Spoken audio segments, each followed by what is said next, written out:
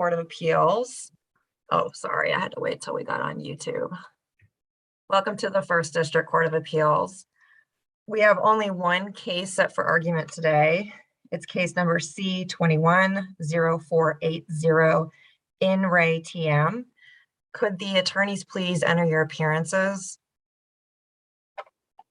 Eric Larson on behalf of appellant Sandra Mountain. Greta Herbert, Assistant Prosecuting Attorney on behalf of Hamilton County Job and Family Services. Clarissa Benge, I'm the attorney for Amanda Lawson, the guardian ad litem for the child. And Erin Meehan, I'm the attorney for the biological father, Charles Mays.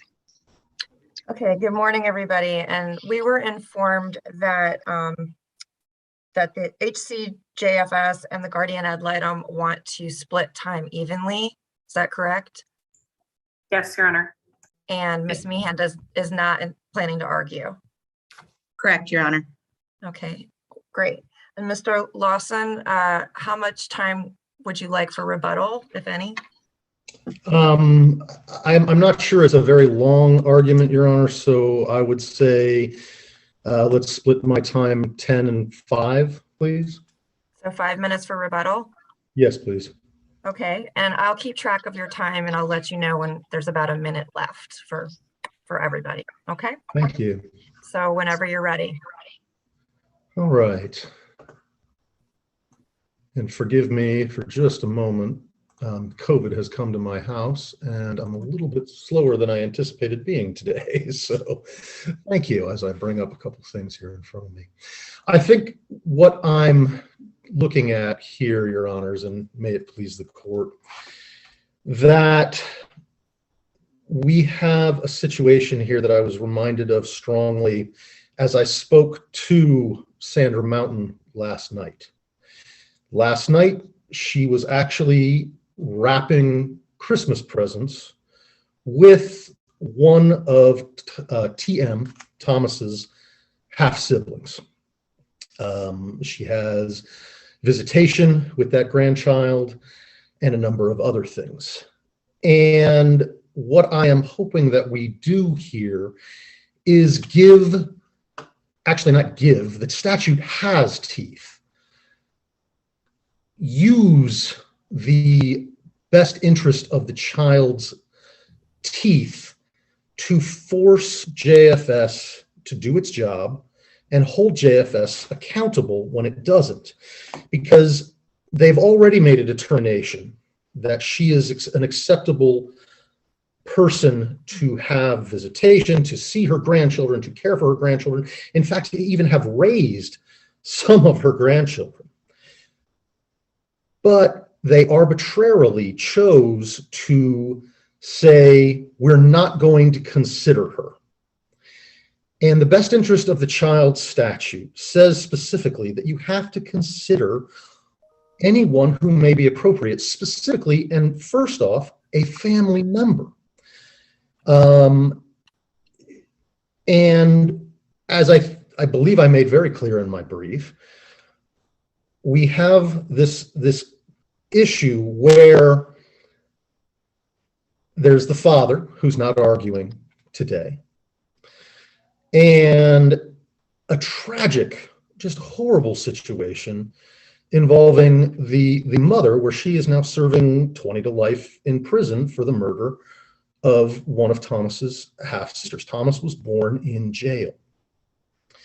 And from a timeline consideration, grandmother, Ms. Mountain, said, I want to be involved in this, did what she was supposed to do, and honored the process.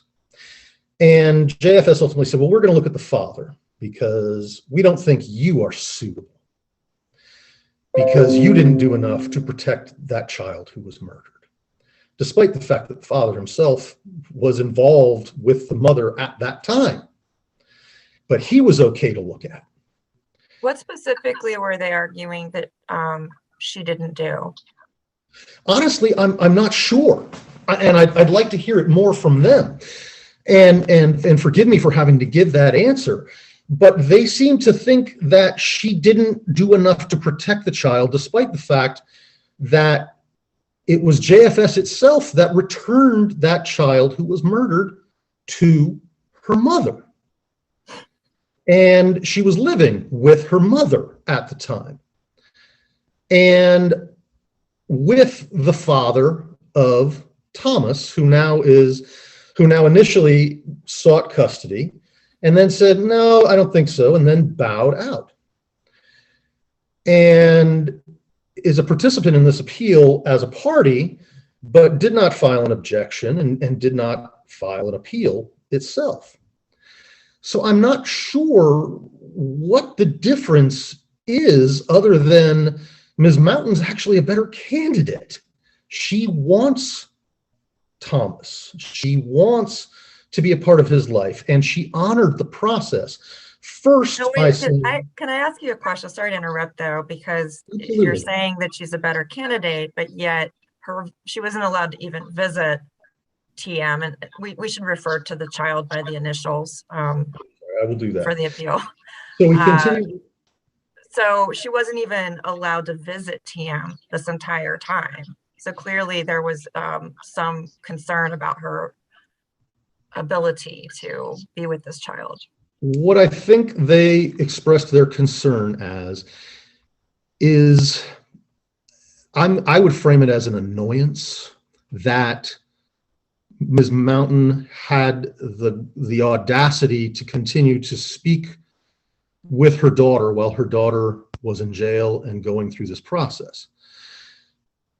And that they then, even though they were the ones again who JFS took the child out and turned TM to his, or not TM, the half sister, to his mother and to the father of TM. And that is where the murder took place. She hadn't even seen her granddaughter within the 3 months leading up to it, because the child had been taken from her and removed and put with the daughter, the now convicted murderer daughter. So I think JFS had an annoyance, as I frame it in my mind, that she had the audacity to speak to her daughter while in jail and to communicate with her daughter. But what they ignored was the fact that she's been following and respecting the process and the law, and made clear that were her daughter ever to be released, the daughter could never have any contact with TM, wouldn't be around TM, that mom can't be a part of his life. And even that with the outside likelihood that she ever would be a part of his life, because if she is serving 20 to life for a murder of a child, the likelihood of her having any contact with TM prior to any potential release would put him well into adulthood anyway. It's a tragic situation, but we have a grandmother who otherwise employed, steadily employed, with a 3-bedroom home, without any criminal history or history of violence or hurting children or failing children. And basically JFS arbitrarily said no. And the court did not hold their feet to the fire and said, this woman should have appropriate visitation. You have to go through the process. Mr. Larson, what steps did the grandmother take to initiate visitation? She took all the appropriate steps. Initially, she applied for custody, had scheduled a home visit. It was ultimately determined, due to bureaucratic delays and any number of things, that home visit wasn't any good. That they were ordered to have another home visit, and she prepared for the home visit. She contacted JFS. She said, "I want the home visit. I want the home visit," and it just never happened. JFS had already made its decision, absent any determination. Yeah, but she didn't litigate the issue with the court, right? This is something that could have been litigated with the court, and this was not done. It's possible. And if you look at the timeline, part of what it was at that point in time, JFS had decided that they wanted to consider the father for custody of TM. And due to her respect for the process, she said, okay, he's the father. This is what JFS has decided. I will step back for this time period. But when the father decided, nope, I decided I don't want to be a part of this. So not her decision. not her way, but her respect for the process. Dad steps back, says, I've decided I don't want the kid. She immediately then returned, submitted her new application for custody, and continued as the same person, qualified person that she is. How would that prevent her visitation, though? I mean, she could have still requested visitation rights throughout the time period, right? Certainly true.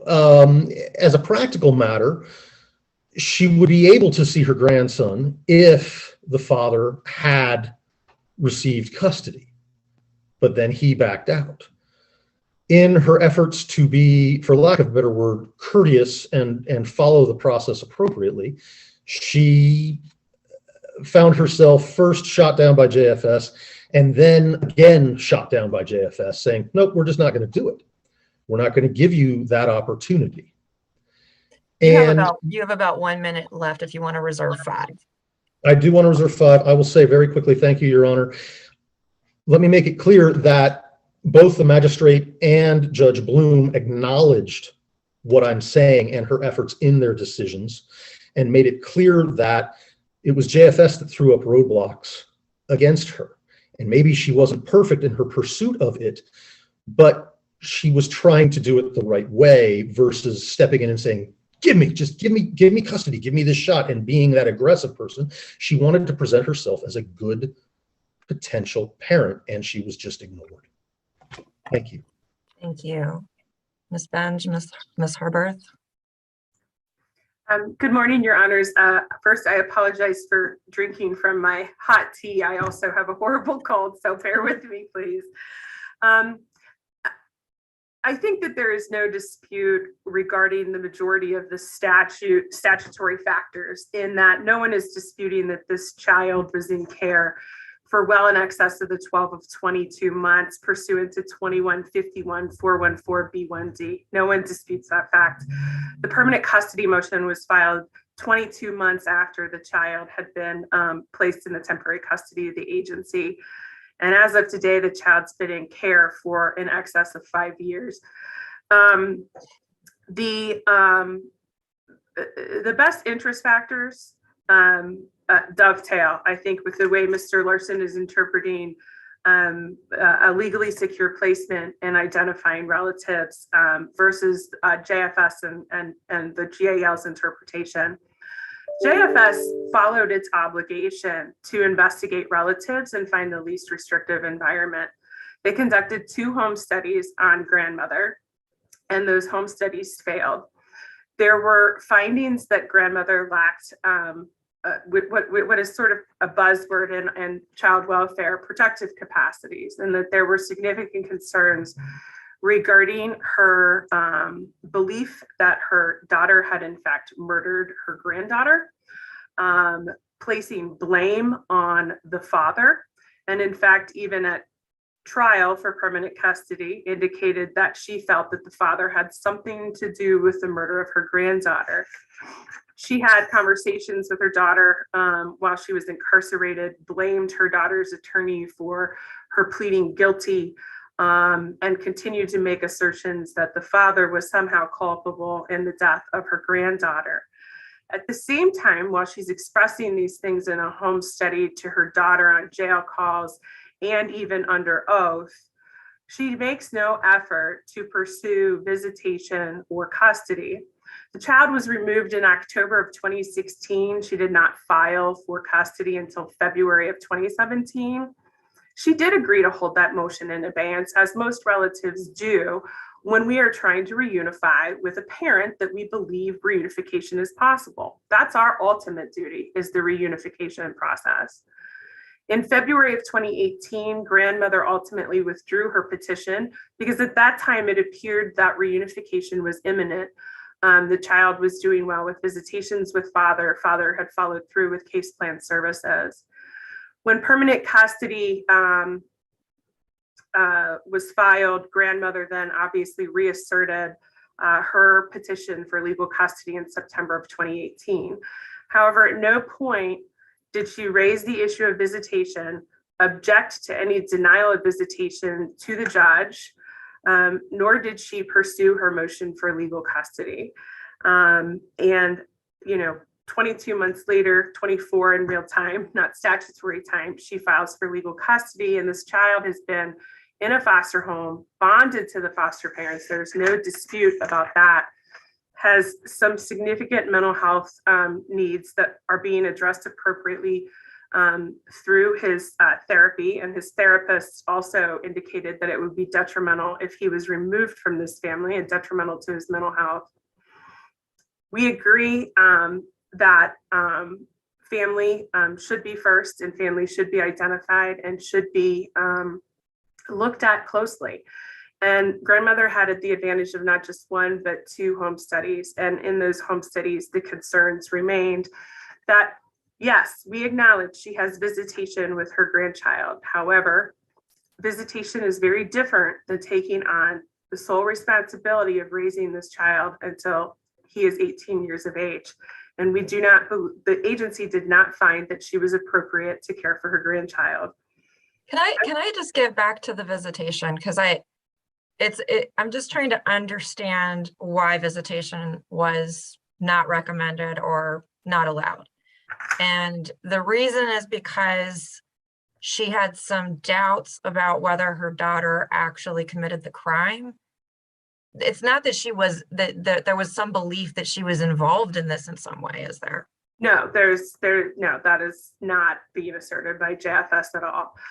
I think if you look at the fact that the mother is in jail, the grandmother is having phone contact with her daughter, is expressing reservations about whether her daughter was involved, and how that plays into a grandmother having custody of this woman's child and having these types of conversations with her, what that child could potentially be exposed to, whether on jail calls, future visitation, etc. Also, the fact that she continually asserts that father was somehow involved, but steps back and says, okay, let's let them try to reunify. It doesn't add up, Your Honor. The factors, and this is the important point I'd like to end with, is that In re Schaefer is the seminal case on this issue.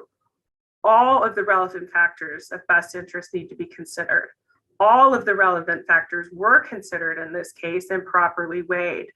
One factor does not outweigh another. And because there is a petitioner who is a relative, does not mean that that is given more weight under the statutory factors for best interests. Specifically, this court held in re Patterson that no preference exists for family members other than parents in custody awards. And I would ask that you find that it's in the best interest of this child to remain in the permanent custody of Job and Family Services. Thank you. Thank you. Ms. Benj? Thank you, Your Honor. Good morning. May it please the court again, Clarissa Benj. I'm the attorney for Amanda Lawson, who is the guardian ad litem for TM. I'll first sort of briefly just touch on a couple of things. First, I think that the record of the case that Your Honors have in front of you does not support Mr. Larson's sort of musings about what he thinks happened outside of the trial and the record of the case. And I would also point out, grandmother was actively involved in litigation with mother's other children. They're lengthy record, as I know you can see in the docket.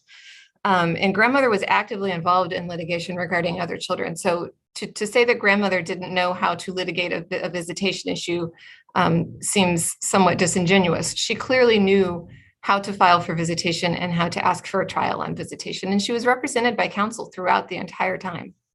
I would also highlight what Ms. Harper said, that, visitation with a grandchild is different than having legal custody, and having full custody and control over the child's visitation, who they see, when they see, where they go to school, and everyday life control, as opposed to a child who's in another parent's custody, and that parent has control. And if grandma's not doing what she needs to do, then that parent can take over and protect the child as needed. Let me understand this, though, because what it seems like from this case is, clearly we're looking at the best interest of TM. TM is living, according to the record, with a loving foster family, flourishing. They want to adopt him.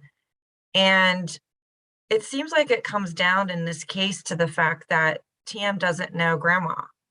And the reason why TM doesn't know grandma is because grandma was prohibited visitation.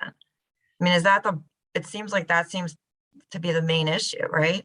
So to the guardian ad litem, that is not the bottom line issue. That is one of the factors, is that he does not have a relationship with grandma. But the reason he, from the guardian's perspective, does not have a relationship with grandma is she has never recommended visitation with grandma, because from the get-go, from her initial investigation going forward, as well as JFS's initial investigation going forward when TM came into care, was that grandma did not have the protective capacities to keep TM safe from mom and other things, and in the home studies, I think you see it's about grandmother's understanding of what happened with mom and the deceased child. It's also about grandmother's honesty about her history with JFS and with her other children, and her honesty with JFS and the guardian about what was going on, before any of this ever happened in prior issues. And the home study assessor also talked to grandmother's another of her adult children, and that raised concerns that are all listed in the home study. So it is not simply about the lack of relationship between TM and grandma. That is a huge issue, but the reason there is no relationship is because JFS and the guardian could not in good faith recommend that visitation was in his best interest early on. And so grandmother not even supervised visitation. Correct. So, when you have a young kiddo in care, from the child's perspective, you don't want to start a whole bunch of relationships and bonds that you then might take away, or that you can't in good faith recommend going forward. If you think that there are some pretty significant red flags with a grandmother, you're not going to say, oh, go ahead and let's establish a relationship between grandma and this kid when I'm not sure that I can recommend that continues going forward. But so basically she never had a chance, considering, clearly the child is going to bond with the foster family. And so that's a major issue. That's clearly was found below to be the best interest of this child. Doesn't sound like grandma really even had a chance to be a part of the child's life. Grandmother could have litigated that issue. She could have brought information to the court, and she did not. This was, parents and grandparents are free, of course, to disagree with the recommendation of a guardian or children's services. And the court is there to be the arbiter of that and make a decision. And grandmother did not do that. And she could have, and in this case, they also were working with father. And I'd also point out, I know it's in the record, but this is not actually his first and only foster home. TM has been in a different foster home. So it's not, there were other points along the way where placement changed. Grandmother knew that, and she could have asked for placement at that time and did not. And I think it can't be left unsaid that, father was at the point of reunification. His circumstances changed, and father made the very selfless decision of trying to figure out what he thought was best for his child. And he said, I'm ready to surrender my rights. I think that TM is best to stay where he is. And I think that can't be ignored here. So I don't kind of want to belabor the points or repeat what Ms. Herbert or anybody else has said, but I think the statutory factors, when you weigh them all together and you look at all of the issues present, certainly weigh in favor of permanent custody being granted to Job and Family Services, because really the statute tells us we have to look at TM's best interest. It's not about what grandma wants. It's not even necessarily about what dad wants. It's about what is best for him. And how he got to the point where he is 5 years in is sort of the legal issue. But what's best for him right now is permanent custody so that he can continue in his current placement where he can be adopted. Thank you. Mr. Larson, you have 5 minutes. Thank you, Your Honor. Mr. Larson, before you start, I have a question for you that I'd like for you to address. Could you please address standing? Does the grandmother have standing to appeal determination of parental rights?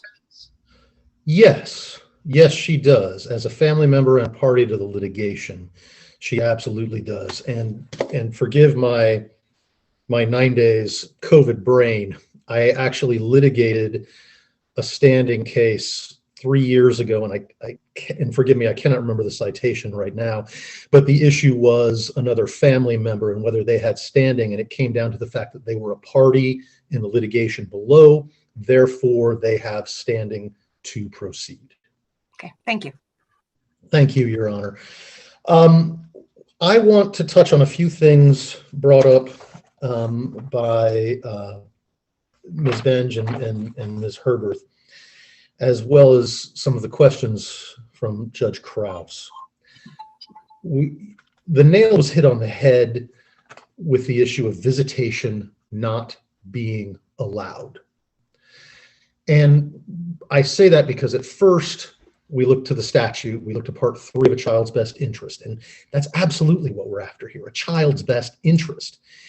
And allowing JFS to make an arbitrary decision so early in the process where they have to, as Section 3 says, and whether that type of placement can be achieved without a grant of permanent custody. So yes, certainly they did consider the father again, who was in the dead child's life at the time of the murder, living in the home and there. And then I want to look at, for example, what the 4th District out of Highland County had to say, that, and I'm going to quote here, the agency must address what is necessary to correct the conditions that led to the out-of-home placement and must provide those services that would assist in alleviating the conditions leading to a termination of dependency. They didn't do that. We have a question of protective capacities brought up by them. Basically, whether or not grandmother has the characteristics to ensure the safety of her child, of this child. She does.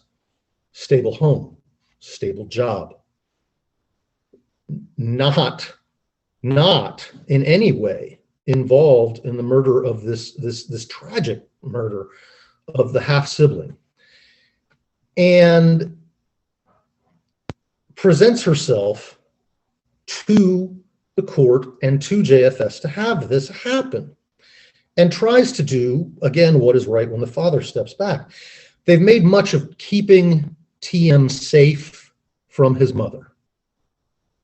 His mother is in prison for 20 years to life. They make much of jail calls and information saying that she was communicating with her daughter and questioning things. Who wouldn't? When your daughter has been accused of murdering one of your grandchildren, who isn't going to have periods of blaming the other person in the household, the father, or asking questions of the lawyer, or wondering what happened in such a traumatic and crazy event? Mr. Larson, I think that the problem, though, is grandmother never litigated this issue with the court. And that's what I'm trying to understand, is why, you know, if this was the grounds for denying her visitation, she didn't try to get the judge to grant her visitation. And I think it goes back to the question of and we're at about a minute, but I'll make it very fast, Your Honor. Thank you. I think it comes back to the question of, as a grandmother, she is acknowledged and would be advised under the law that she does not have that preference. Only parents have the preference under 1st District. The father, at that point in time, was seeking custody. She would have access to her grandchild. She would have all of those things that she would want. And then the father decided, oh, not going to do it. So at that point, not only was she cut off at the beginning initially anyway, perhaps found her own solution through family. And then when that was pulled from her, JFS gave nothing, and there was nothing she could do at that point. The question of litigation is important, but I think misplaced, because she was never given that opportunity. So she has the protective capacity that they were worried about. And I believe that under this court's finding in EM, as in the brief, a plan could have been made and should have been made and can still be made. And I believe that would be in the best interest of TM. Thank you, Your Honor. Thank you. Thank you all for your arguments. We will take the case under submission and render a timely decision. And this is our only argument for today. So have a good rest of your morning. Thank you, judges. Thank you. Thank you.